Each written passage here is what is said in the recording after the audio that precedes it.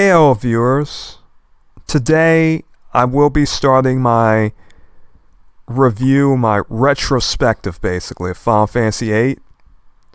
This video is going to be the first of a series of videos in which I basically review Final Fantasy from the perspective of a person that believes that Rinoa is Ultimecia, and I am such a person. So, I'm basically going to look through it and basically watch recorded gameplay footage and sort of express my ideas behind my thought process. How did I come to this conclusion? I will say that this series is going to be full of spoilers. If you have not played the game before and you do not already have your own ideas about it, your own thoughts about the story, you have not completed the story, then please do not watch this video. This is for people who really would like to just look back, take a retrospective, maybe further gain an understanding of this idea that Rinoa is Ultimecia, and sort of know what some of us are thinking. I do not think there has ever been anything like this ever done on YouTube or any other platform, where one of us people who thinks that Rinoa is Ultimecia basically just does a whole little retrospective series where we look at everything. There have been people who've written blog posts, but they really have not just sort of looked through all of the gameplay footage and just showed you their thought process of how did you come to the conclusion that Rinoa was Ultimecia. Anyhow, this is going to be that. So this is my first episode, so am I really ready for this new thing? Not really, but anyhow, it is time for me to begin.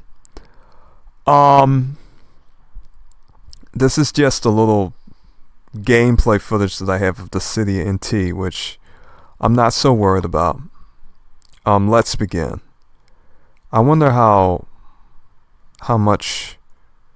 Let me see, how should I guess I should cut it on 85%, so maybe you can hear me talking.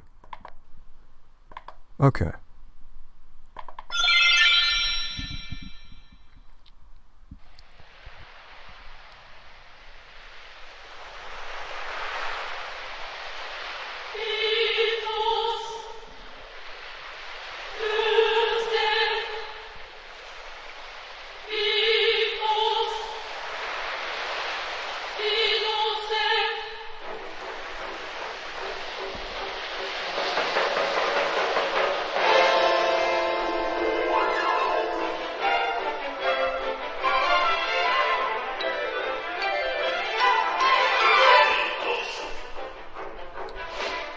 Alright, my first stop, my first pause.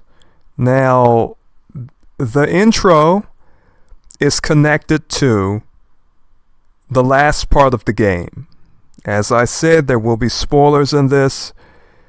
Those of us who remember the last part of the game, and I'm going to say one more warning about this. If you have not played the game, this is a very old game. If you have not played it, stop watching this video and play it. Come up with your own ideas, your own experiences. Once again, I will say I'm not playing, or rather a video of the remastered version. I wanted to see the original version, mainly due to some censorship in the remastered version that I do not like. I like the original version for some personal reasons, not to mention the fact that looking at original gameplay footage of just the first version is very important for me, because this is as much a type of experience for me as it is for you, of me just looking back, because I have not played this game in years. I had no real desire to play the remastered version, so basically this is me looking back. So the flower field by Adia, you have Squall walking through the desert. They're going to meet here again. So the intro is completely connected to the last part of the game. this game has so many connections in it, just all throughout. It is quite amazing. But let us continue to see what happens in this intro.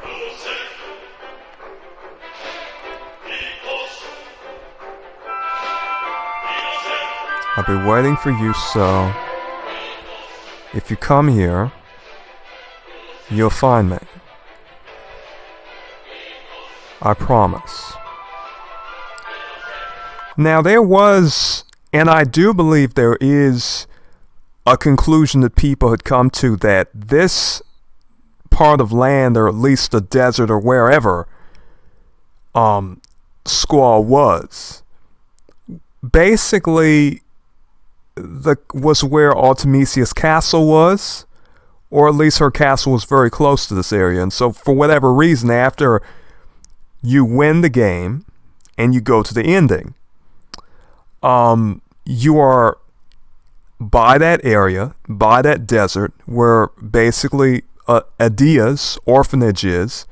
The game had a very strange layout in terms of how locations were placed, but it was very interesting. So I believe that is true, but once again, I'm going to see more as I go through this retrospective and see every single video in detail. But that was something I remembered. At some point, and this is just me speaking in a very based upon my memories, and this game has a lot to do with memories and the way the game is made, with certain references about the beginning of the story, as well as connecting certain periods of time through disc 1, through disc 4, through disc 3. Things repeat in this game enough times and with enough repetition to essentially make you think in a retrospective way, which is very interesting. But anyhow, as I was saying, the idea that if Ultimecia's castle is where Rinoa and Squall had said, we're going to meet here in this flower field by Adia's orphanage, or what have thee. Essentially, that is very interesting, because for those of us who believe Ultimecia is Rinoa, and for those of ye who are somewhat new to my channel or my videos, and maybe you dispute this, you say, wait, your idea could never be true because Yoshinori Kitase said that. He said no. If you watch, excuse me, if you watch my video, one of the videos that I basically published on my channel not too long ago, maybe it was a couple of days ago. Let me take a breath.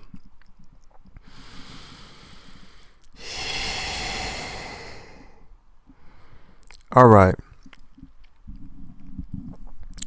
If you watched the video that I put on my channel a couple of days ago, I had played footage of basically, there was Yoshinori essentially retracted his statement that Ultimecia was not Rinoa. He says that basically there were at least, 2 other writers.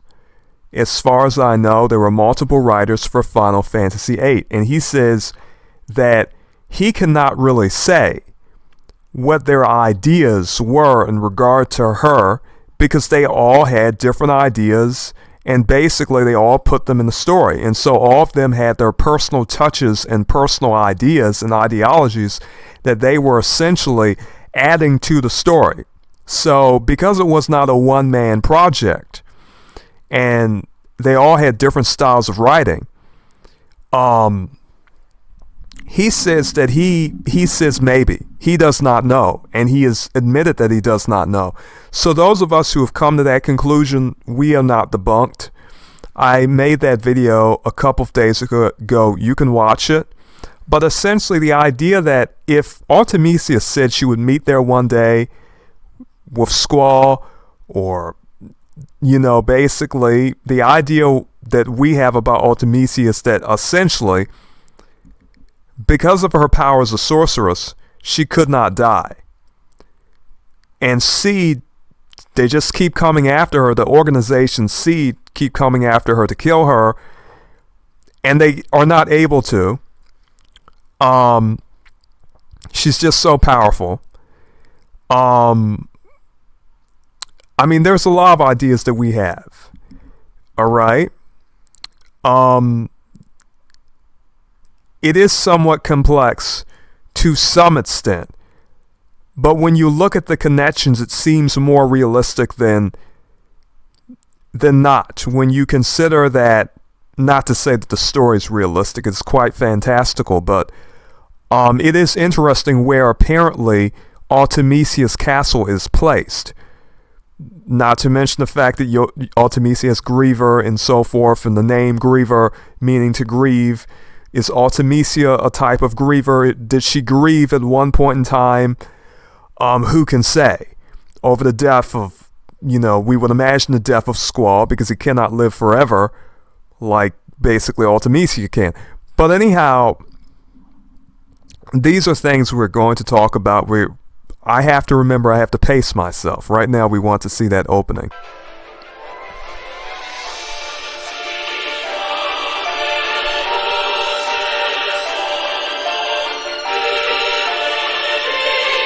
Alright, the white feather. We are going to be talking about feathers. We really are. We're going to be really talking about these feathers. So right here we have the white feather. That is sort of the representation of Rinoa. Rinoa. Okay, Rinoa has the black feathers. Ultimecia has the black feathers. Rinoa has the white feathers. Okay.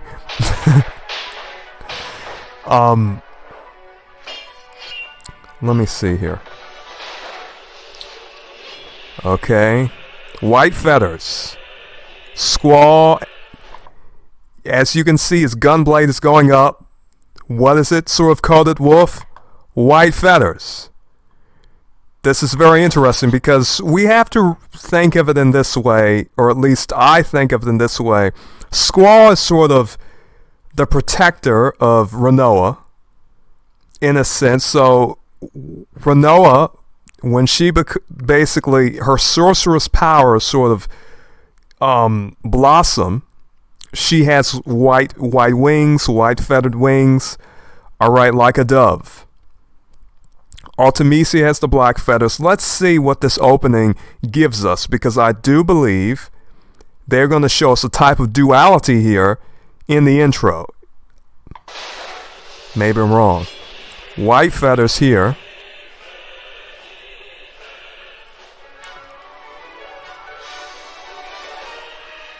We have a Dia. They show her in the intro.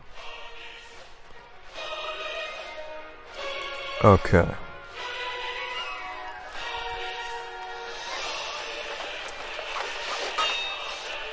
I thought they showed black feathers in the intro as well. I could be wrong about that. But if they show us black feathers, and that is sort of a representation of Ultimecia. Okay. Cypher.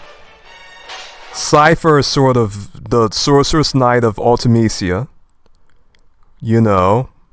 Basically through the story. And I thought they have to show us black feathers. Because to me, those feathers are very important as a symbol. Okay, this is the fight between Cypher and Squall. Will they show us black feathers?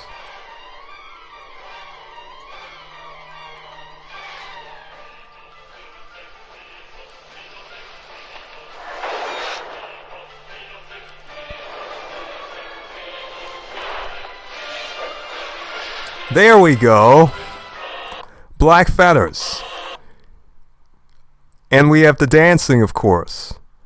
Okay. Which, those of us who remember Dissidia, and some people may say Ultimecia kept asking the character to dance, which she did. And it was also an intro, like, of when you fought her, sometimes she would say, or at least when she fought someone else, sometimes she would say to certain, I believe it was another character she used to say it to, you know, shall we dance or something. She said that at least 2 times, and I think Dissidia Duodecim. But anyhow, we're getting to a little theorizing, speculation stuff here. But what I wanted to note was that there are black feathers in the scene. Okay, the second time he swings his sword, black feathers. Cypher's involved, but... okay. So we have white feathers and black feathers. Here, we have black feathers around Rinoa. I mean, and what are black feathers? You know, who has black feathers in this game? Ultimecia has black feathers in this game. Rinoa, when she uses her sorcerer's form, she has white feathers. So, in the intro, they're showing you 2 types of feathers. They're showing you white feathers and they're showing you black feathers. Now, if Rinoa and Ultimecia are indeed the same person, what makes sense that she is represented by not only white feathers, but also black feathers. I mean, this is more of a symbolic idea here. Okay, and that's interesting. I mean, we have the black feathers falling down, and of course, you know, they're gonna hug. Okay. Very interesting.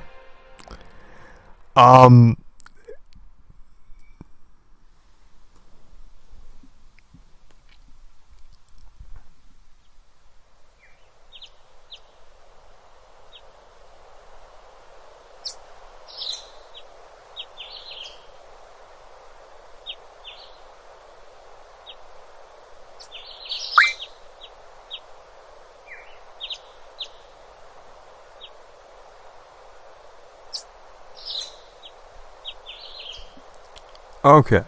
Should I read the... well, it's a little too late, I guess. I'm not gonna read it.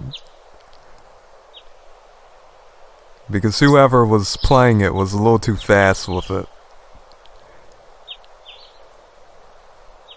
So basically, ignore him. You can't just run away. You want to be cool. Which I will say, the whole idea that we had in the game with, you know, Squall and Cypher having this fight and just a bunch of teenagers basically having this serious, intense fights. The age thing, it still amazes me to this day. Because basically the whole garden, the whole organization, in question, they're basically just teenagers. They're giving them weapons and swords. It is crazy. It's quite something.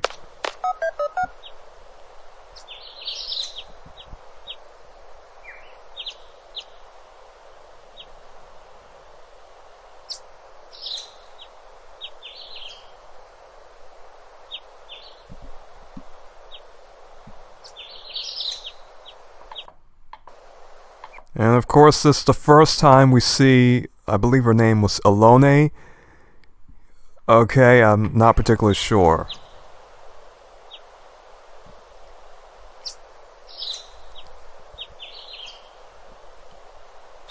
Wait, what did she say? I didn't really see. We meet again. Squall, so we meet again. Okay. And yeah, she didn't really say much to him. And this is a fan favorite. A lot of people like Quistis. I know I did when I was little. I think a lot of people really liked her. Okay. A lot of people did. I know I did.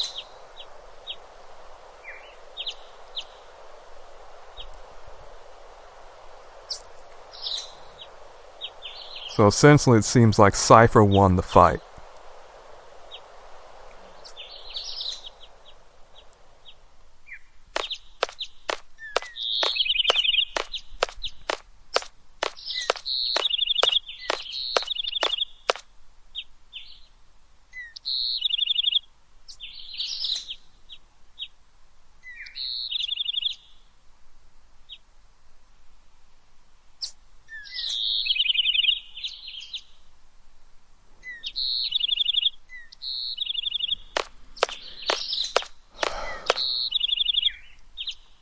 Oh my goodness, they're finishing sentences.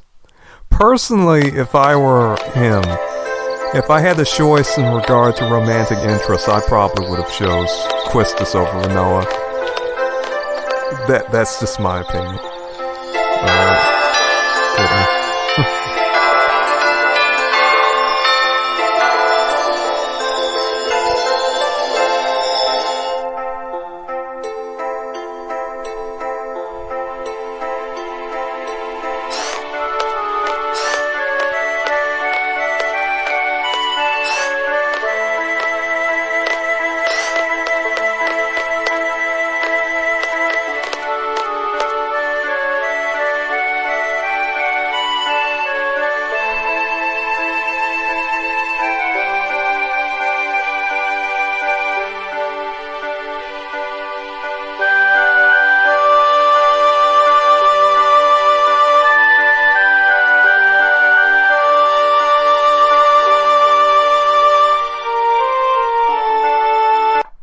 It's such an interesting... I'm just thinking back about when I played this game. Some of the settings were quite incredible looking.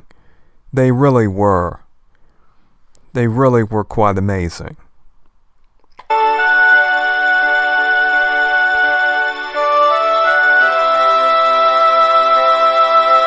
It's a little too late for that. I mean, do not injure your partner during training.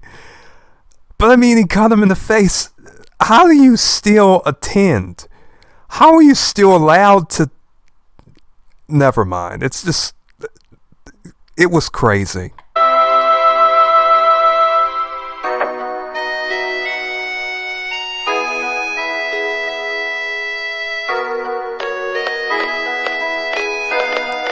Let us all just think about the significance of the scar that he gave Squall. This is something that he is going to have for the rest of his life. This is...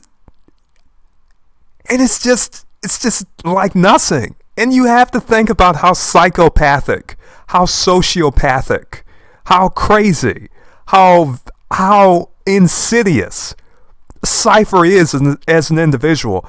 Not to say that he is the only person who is strange and just ultimately weird, because he is not. However, just thinking about what he did to Squall, this scar is a scar Squall will have for the rest of his life. Alright? Quite literally.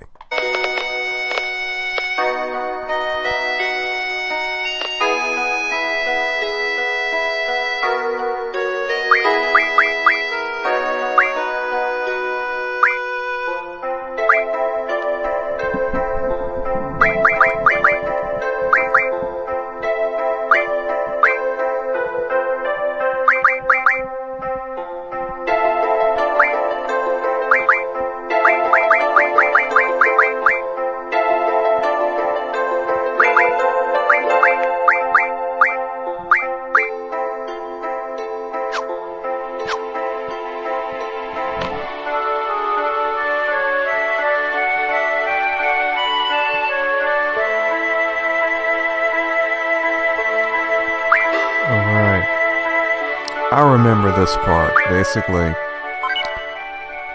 he could get his, you get to get them from the computer, which was very, during the 90s, it was pretty amazing how they had sort of emphasized a type of, I mean, basically, it was just interesting to see people use computers in an RPG like this. during the time I was playing it in the 90s, it was just pretty... I mean, it may not seem amazing now, but back then it was pretty amazing. It was like, wow, this is really something culturally.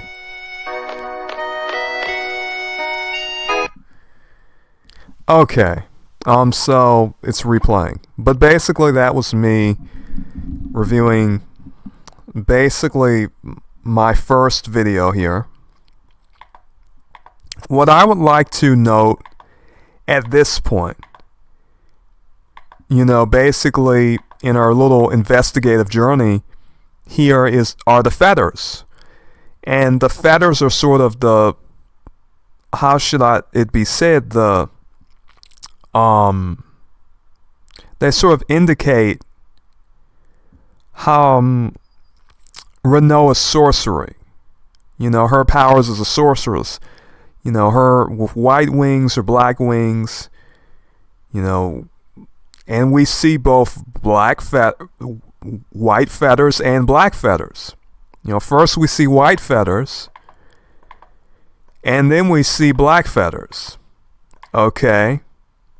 We see two rivals, Cypher and Squall. Both were in romantic relationships with Rinoa. Rinoa dated Cypher. And Rinoa, obviously, gains a deeper relationship with Squall through the game. So,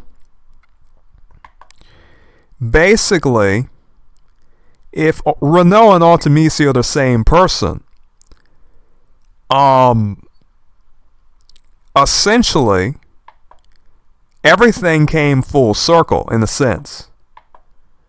Now, Cypher is sort of a destructive, psychopathic, or rather, people they sort of mix the terms psychopath and sociopath, but basically Cypher was a pretty evil person in a general sense. We can say the same about Ultimecia. Alright? And we will talk about Ultimecia's name at a later time. I did make a video about it, but then I decided to get rid of it. Essentially, my idea about the name Ultimecia has to do with the fact that this name, is not necessarily something that people consider the name to be a mistake, but ultimately, if Rinoa is the last sorceress, or if Ultimecia is the last sorceress, in other words, it could be in this sense. Ultimecia could be a title. In other words, it could literally mean she is the ultimate. And ultimate means the last in a succession. The sort of final, in a sense, the ultimate. And being the ultimate sorceress, being the last sorceress, it's the sort of consummation of the idea, or what have you, or whatever a sorceress is supposed to be. She is sort of the ultimate sorceress. So, Cia is just basically a suffix that can be used after a word to make it feminine. So, in other words, if I were to use ultimate and say that her name is ultimate, or she is the ultimate this or that, and I were to use that as a title or a name and say Cia, ultimately, Ultimecia is just an ultimate given a feminine suffix. But anyhow, let's talk about Cypher as a character. Cypher as a character really likes his fire spells, and we see that throughout the whole game. But he is also a character who is vicious, he is cavalier, he is a person who does not care about hurting people, he does not care, he is one of the type of people, his disposition shows that he is a type of person, he says, let the world burn. For me and the sorceress I love, in other words, I'm going to serve her. She wants to destroy the world, Ultimecia, and he will serve Ultimecia. And Ultimecia does not really even have to do very much to sort of control him. It is an easy matter because Cypher himself wants to serve Ultimecia and do whatever she says. And it's like, that's just in Cypher's personality. Cypher is like that. Even before Cypher meets Ultimecia, Cypher's character, and you may say, well, has he met Ultimecia before? Because if Rinoa is Ultimecia, then he has already met Ultimecia, and peradventure he saw in her the Rinoa that he briefly sort of engaged in a little romantic relationship with. Now basically Rinoa, when they are talking to Rinoa about her relationship with Cypher, I think she said they dated briefly, but she doesn't want him to be executed. She's really sad about it. Okay, so the idea that I have, and the conclusion I came to, well, Cypher is close to Ultimecia because he knows her, because Rinoa is Ultimecia, and for whatever reason, Cypher himself has, either they had some sort of, as individuals, they're very similar. Cypher is destructive. Ultimecia is destructive. Now, one would ask, how did Rinoa, why would she ever become as she was if she was Ultimecia? In other words, if she became Ultimecia, how did she become, in disposition? Somewhat like Cypher, and basically Cypher is her sorceress knight. The connection is there because both of them had romantic relationships. And so you see a duality between Cypher and Squall, and you see that duality represented to some extent in the game with these white feathers of Rinoa and these black feathers of Ultimecia. Now, the white feathers are presented in the intro, and so are the black feathers. Now, we saw the white feathers, but we also saw the black feathers when Cypher basically takes the strike and draws blood. The black feathers are brought into the equation, but nonetheless, they're both shown. And we know that Ultimecia has black feathers, and Rinoa has white feathers. So what is the purpose of showing us white feathers and black feathers? Now, in an archetypical sense, in a narrative sense, I would say that they are showing us the duality in this game from the very start. They're saying, you're going to have this goodly character, Squall. You're going to have a more sinister character, Cypher. You're going to have a representation of Cypher and Squall to an extent sort of influencing Rinoa, or not necessarily influencing, but basically Rinoa is a character as her own person, but basically she sort of has these elements of both goodness and evil. In other words, if Ultimecia is basically a future Rinoa who is basically being persecuted by the organization Seed, and is sort of being hounded by them as a sorceress, and she's fighting for her life. Squall, because she basically lives forever with her sorceress powers. We could say, well, she grieves over that. She still has griever. For whatever reason, griever is a guardian force. If you think about magic and the idea of mind forms and thought forms, which has to do with theosophical thought, the idea is very simple. You can even find it in Tibetan Buddhism. We have to talk about real magic here. We have to talk about actual magical ideas because they are presented in the game. The idea that a spirit can be upon an object is in this game. I mean, we can call it a guardian force, we can call it a spirit, we can call it a tangible idea, given reification, what have thee. We can say a lot about it. But ultimately, whether you're talking about voodoo dolls, or rings, or amulets, or anything, there are rings in this game that you can use, like the Doom Train, that guardian force. That has a guardian force in it. You have the magic lamp. that has Diablos in it. Apparently that's a Guardian Force too. So you have Griever. Griever was originally a necklace or a type of ring. You know, basically this is something that Rinoa wants a copy of. Well, let us say for, our own understanding of the narrative that a Guardian Force is in an archetypical sense, a type of spiritual force. Well, the spirit itself is immaterial. This is not something so tangible. Now, in RPGs and video games, things like magic, gods, all of these things are represented physically. You can see them. You can sort of interact with them in the game. However, I would say that ultimately, whatever they are, you can tie that to a real thing. And in the real world, there are magical traditions in which a ring or an amulet or, jewelry or all types of things are considered to host spiritual energies, spirits, all types of different, preternatural, supernatural types of entities. I mean, for example, as I said, the genie in the lamp is itself a mythological idea that is in the real world. There are stories about people, putting a genie in a lamp. So, or at least sort of contacting a genie from a lamp. And there are other stories about, people putting spirits in voodoo dolls and all types of things. So this game has to do with sorcery, real magic, witches, what have you. So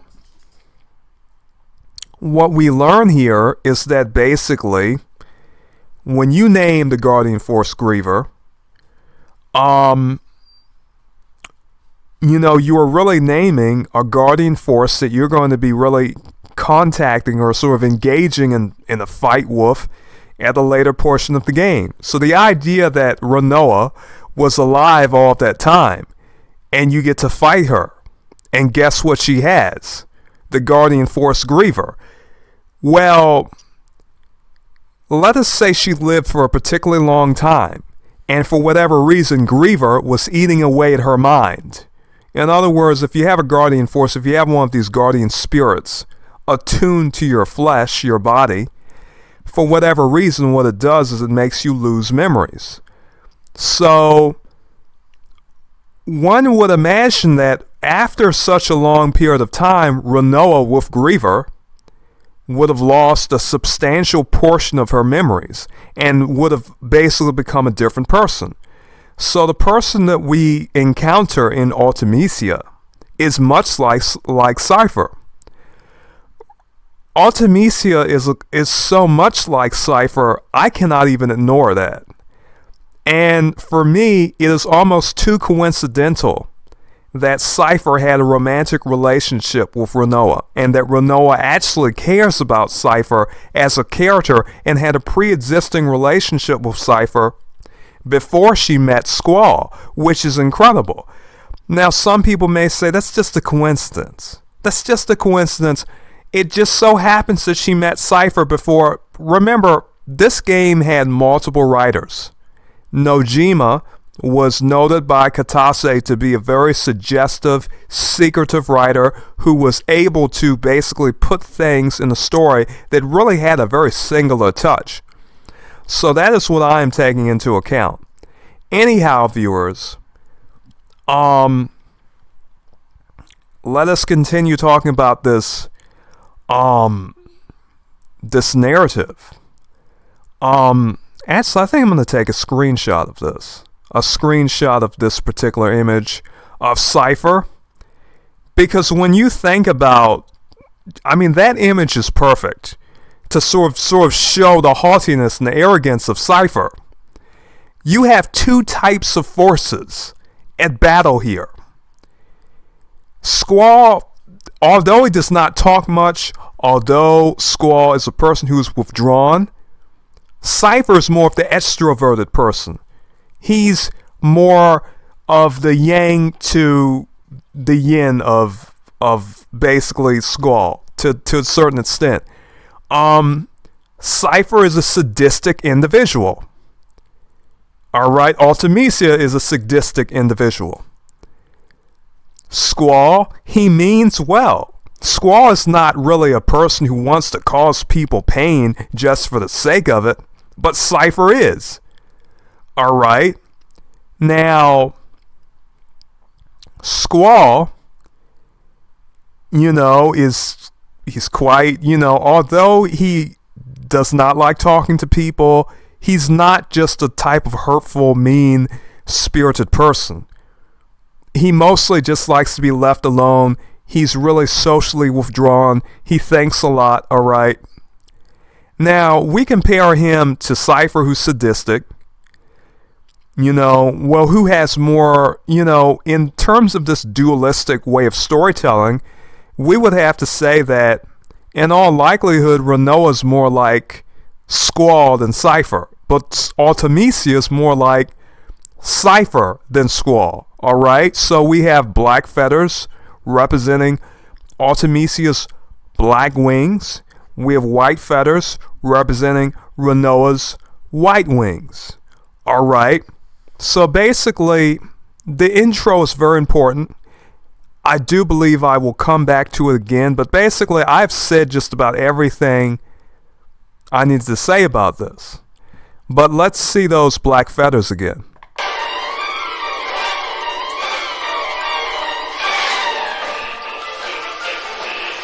I mean, you can see the intent. He intentionally, he saw him down on the ground. You have to think about the significance of this. Cypher did this on purpose. He knew that Squall was down on the ground. He did this purposely. He wanted to cut him. He wanted to make him bleed. Cypher is a really evil. He's not just some student at the garden organization. He really is sadistic. And Ultimecia, we are going to see in this game, she too is sadistic. And they have a lot in common. Alright? Ultimately, as for myself and people my type of thinking, we would say Rinoa is actually, she is what will become Ultimecia at some point. So basically, there's a type of harmony in the story where they both are fated to essentially love the same woman. Alright? It's just that Cypher likes what Rinoa will become. Squall likes what Rinoa is. In other words, they both love a different woman. Because in a sense, Rinoa sort of reflects both of these characters in a way, not so much Squall's withdrawn behavior, but just his overall personality in general, which in a sense is actually quite heroic, but you cannot really see it until Squall opens up as he is with Rinoa as well as his other friends, and he sort of his heroism is shown for what it is. But Cypher, from the very beginning, Cypher is shown to be an evil character. You're down on the ground. You're fighting. You're practicing. You're down on the ground. Here's Cypher. He takes his gun blade up. He says, I'm going to cut you right in the face. I want to see you bleed. I want to see you suffer. This is Cypher. And in a sense, this is also Ultimecia in her own disposition, because she is the same way. She too is destructive and forceful and a very, very powerful character who is sadistic in general. And we are going to see that. And so, for me, there's a harmony in the story. And the reason I am being so open-ended is because the whole writing process for this game was open-ended. And some of you may not have recognized the significance of what Yoshinori Kitase said in that video I did not too long ago. He said, we had multiple writers. Nojima was one of them. And there's suggestive things in the story, We all gave our own personal touches to that story. And basically, he cannot really say if Ultimecia is Rinoa, because basically these writers have basically, contrived something with their own individual ideas in such a way that he said he retracts his statement. So basically, this allows us to role play on a whole nother level than we used to. Many of us were told that our idea that she was so, or rather that she was Rinoa, was ridiculous. Now that's not the case. So I can sort of speak with abandon. However, I would say that I actually forgot what I was going to say. Anyhow, from this video, we can see Cypher cut him because he's on purpose, just out of spitefulness, just out of pure evil. And I think for those of us who are looking at this, we really have to sit down here and appreciate how evil Cypher is. This is how evil he is. Okay. Look at this. The significance of that. The pure sadism. Think about the sadism of just slicing up a person's face. When you're down on the ground, you can't even get up. You see, Squall is basically, he got knocked down. He's not fighting Cypher. But you see, because he's on the ground, he's crouched down. He still cuts him.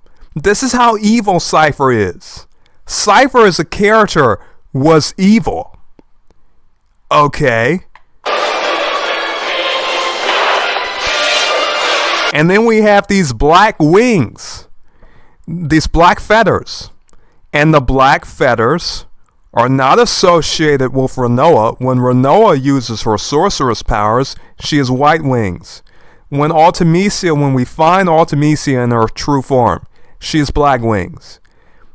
The black feather does not represent Rinoa. The black feather represents Ultimecia. And we see the black feathers after Cypher engages in this weird act of sadism. The black feathers sort of represent, in this game, evil. The white feathers represent goodness. We can say in an archetypical sense. So we see them both. We would ask, why do we see them both? And here we see when Squall and Rinoa meet in the place that they said they were going to meet at, what happens? The black feathers are there, but what is happening? The black feathers drop down to the ground. And what do you do at the end of the game? You kill who? Ultimecia, who has black wings. And what happens? You get to reunite. They've just shown you the whole story throughout the game. Or rather, basically the whole story has been shown to you in the intro. Not necessarily, but basically the whole idea of the story has been shown in the intro. Those black feathers are supposed to represent a type of a vexation, a type of something particularly foreboding, something evil even, for our own narrative purposes. Not to say that they necessarily represent evil, but it's just that in the narrative context we can say that. So what happens when they finally hug and embrace, which they don't really, but they're going to sort of embrace each other, and of course that's the very logo of the game, is Rinoa and Squall embracing, but you see the black wings have to fall. And of course, what are the black wings represented by? Of course, Ultimecia. She is sort of the representation of the black-winged sorceress. Now, whether one wants to take that as an idea that she is Rinoa or not, it's all up to interpretation, especially considering there was more than one writer basically working on this game. So you'll have to decide for yourself. Okay, but anyhow, this was the first episode of this whole narrative series, this retrospect. Anyhow, viewers, I do plan to do more. May you be blessed and farewell.